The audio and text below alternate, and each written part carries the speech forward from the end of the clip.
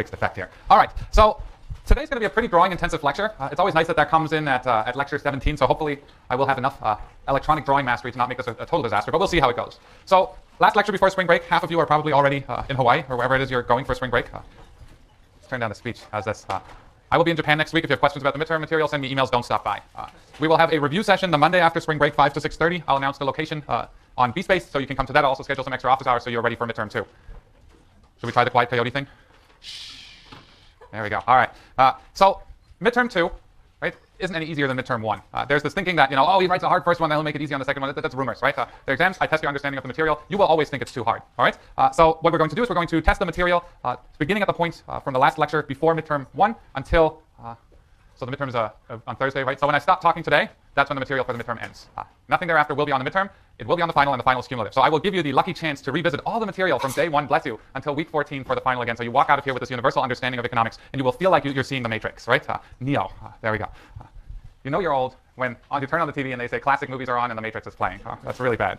All right, so where are we? We are looking at trying to, well, we are not trying to, we are measuring how well off society is from different combinations of prices and quantities. So if supply and demand meet, there's an equilibrium price and an equilibrium quantity in a perfectly competitive market. Nobody intervenes in that market. We decided that a good measure, or I decided and told you that a good measure of figuring out how well off consumers and producers are consumer surplus and producer surplus. Consumer surplus, we showed last time, is the area below demand, above price, over the range of consumption. It's measured in US dollars, or if you're European, it's measured in euros, whatever you want. But it's measured in monetary terms. Producer surplus is what producers get for participating in the market. It's the area below price, above supply, over the range of production, also measured in dollars. We showed that in the long run, where there are no fixed costs, producer surplus is just profits. In the short run, producer surplus and profits are different by the amount of fixed costs. Then we said in order to decide how well off society is as a whole, instead of trying to come up with some sort of social welfare criterion. I've never read Rawls, right? I probably should. Alan Karras would respect me more. But I don't understand that.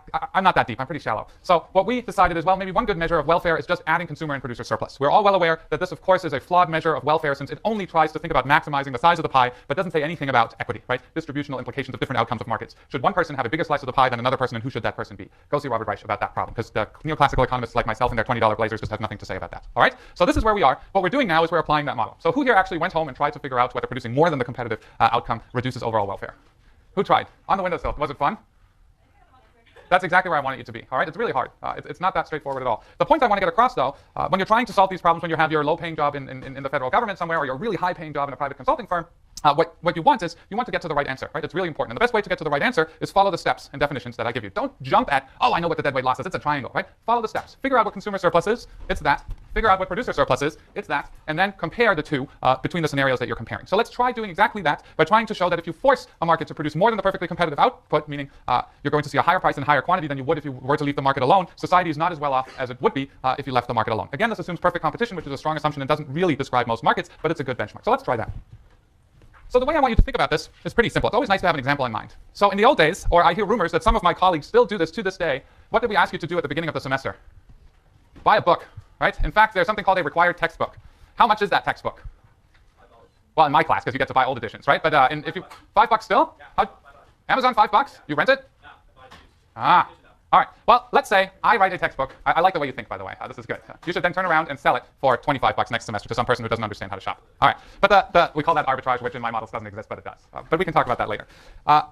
So think about the scenario where you require kids to buy expensive textbooks for a class. You have no choice. You have to own the textbook. German high school certainly was that way. So in free market, if you left people alone, fewer people would buy the textbooks than if you forced people to actually buy the textbook. So where do we get to? All right. So let's describe that scenario. Let's try that again here. I'm going to sit. All right. So we have quantity here. We have price up here. Why is this thing showing these silly markers here? Okay, price quantity right here. Let's go with a dark pen, and let's draw us a supply curve and a demand curve.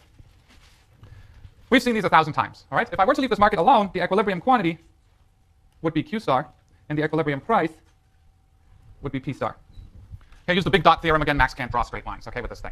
The nice thing about seeing Kyle teach is you see how hard it is to draw these things. Like he told me he struggled, but he's going to practice. So that's the market left alone. We showed last time that if you produce less than that amount, society is worse off in the sense that there's deadweight loss. Now what I want to show is if you force a society to produce more than this amount, there's also going to be deadweight loss. So let me pick a quantity, okay, a quantity that's bigger than Q star, and let's produce that amount.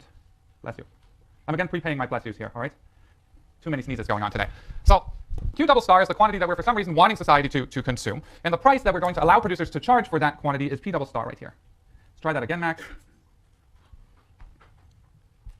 Here we go. P double star.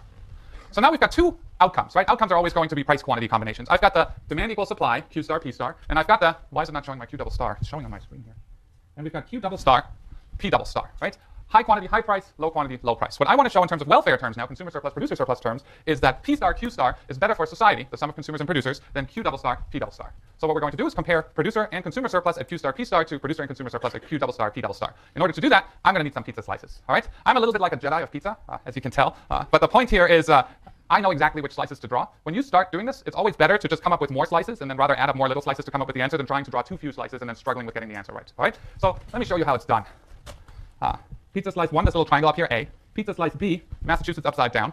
Pizza slice C, a nice little triangle right here. Pizza slice D, another little triangle. And pizza slice E is this big triangle back here. So A is this little triangle up here. B is this thing. C is this thing. D, that thing. And E, that thing. All right. Ready? Let's start at Q star. All right, let's figure out what consumer surplus is. Don't stare, don't yell. This is not Jeopardy. This is a careful application of what we know. All right, what's consumer surplus? It's the difference between demand, price, over the range of consumption. So we're consuming from 0 to Q star. Demand is this thing. Price is that thing. So it's the area above price between my two fingers right here below demand. So consumer surplus is going to be A plus B.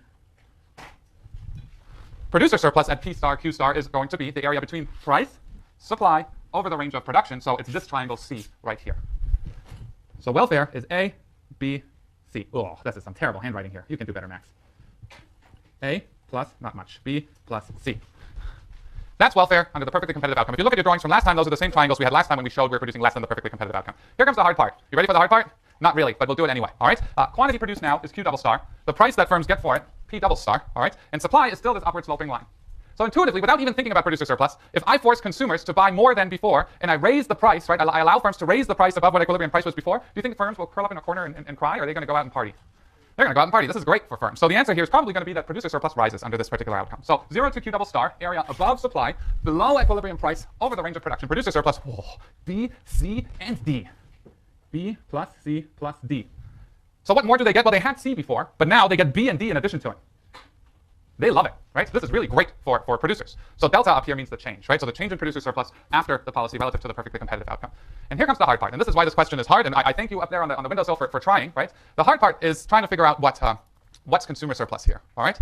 It's going to be the area between demand, right? Demand, your marginal willingness to pay, and price, right? So as we start looking what our price is here, and we start looking at what overall quantity consumed is, for the first little bit here, my marginal willingness to pay is higher than price, right? So for this little bit here, this little bit right here, my marginal willingness to pay, my demand curve here is higher than price. So up to this amount of quantity consumed, I'm getting consumer surplus of A.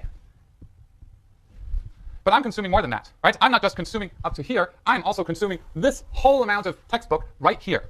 So let's use some very fancy notation. Little circles. Wow, Max, so pretty. So what's going on here? Is my marginal willingness to pay still higher than price, or is it actually lower than price? So are you walking home with positive consumer surplus or actually negative consumer surplus?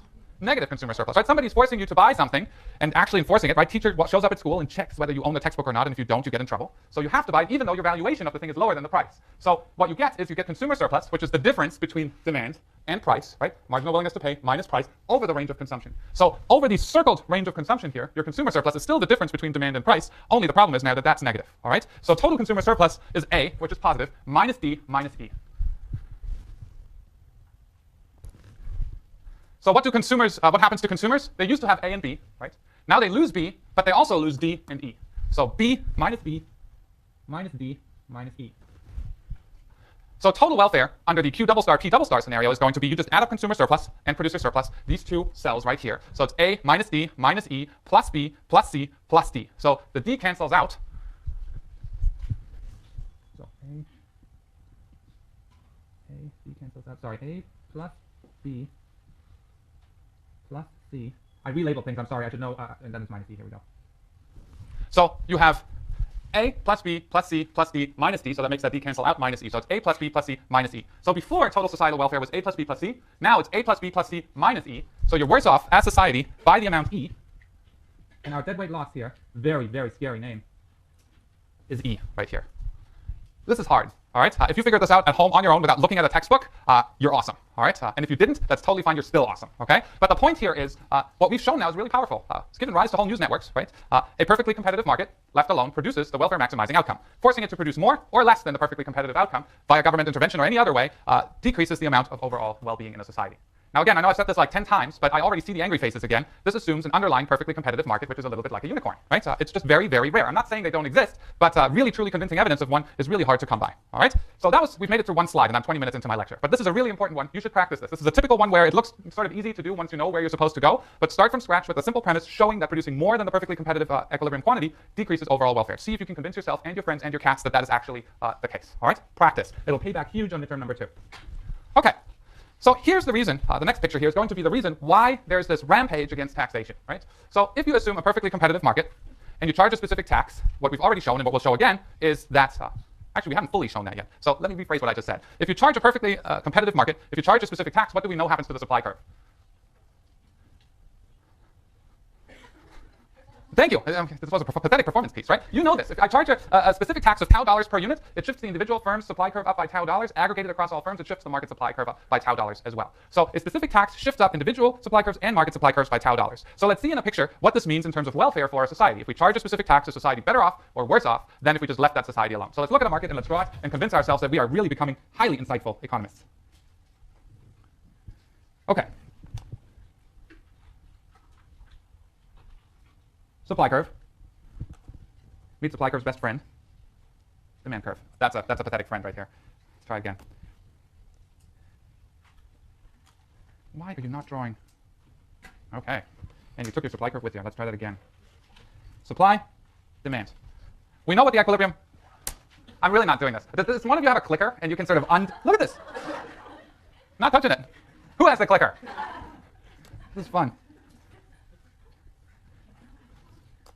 I'll give you $20 for the clicker if that's what you're doing here.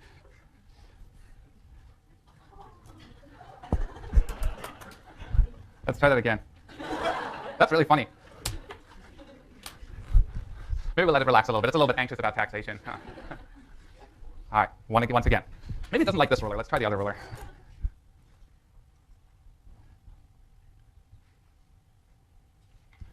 Okay, demand, supply. Wow. I love it. Anybody in the front row here? This is impressive. Okay, let's try this. Save changes, yes. Let's try this again. That looks beautiful, doesn't it? But it totally messed up my picture, too. Okay, let's try this again freehand. Supply, demand, okay. Equilibrium quantity, equilibrium price. Okay, Q star, P star. So this is what the market will do when it's left alone. If I charge a specific tax of tau dollars, tau is Greek for t, hence tax. So what it will do, it will shift up the supply curve by exactly tau dollars. All right. So let's shift up that supply curve. So that's supply plus tau, where the distance between these two is whatever the specific tax rate is, tau. So the new equilibrium quantity is, let's call it QT. The new equilibrium price is going to be PT. So what I want to figure out is what is welfare before and after I charge the tax, okay? This turns out to be a little bit tricky. So let's work with this for a second and let's think about exactly what's going on here, right? When you charge a tax, there's something slightly different that's happening in this market in addition to what we've been thinking about so far. So when you charge a tax, you essentially take some money out of the market that you're looking at and you're giving it to government, right? Is government a big black hole where you take dollar bills and you throw it in and they disappear forever? While some of you may feel that way, the role of government, in theory, is one that it provides public goods, it redistributes income, and it produces certain goods and services that nobody else would produce, which relates to the public goods problem. But the basic notion here is government isn't a separate entity of society, it's just one component of society. So as you take tax revenue out of one market, what in theory happens is that tax money is given back to the people through other mechanisms, either by redistribution, social programs, or in the forms of goods and services produced for you, like police protection, fire protection, education, and so on. So here, what we're going to have is we're going to have consumer surplus, we're going to have producer surplus, but we're going to have an additional row right here, which I'm going to call TR for tax revenue. The tax revenue I'm not going to send to consumers, I'm not going to send it to producers or assign it to consumers or producers. I'm just going to count it as a separate quantity, which I'm going to add to consumer and producer surplus in order to get total welfare, right?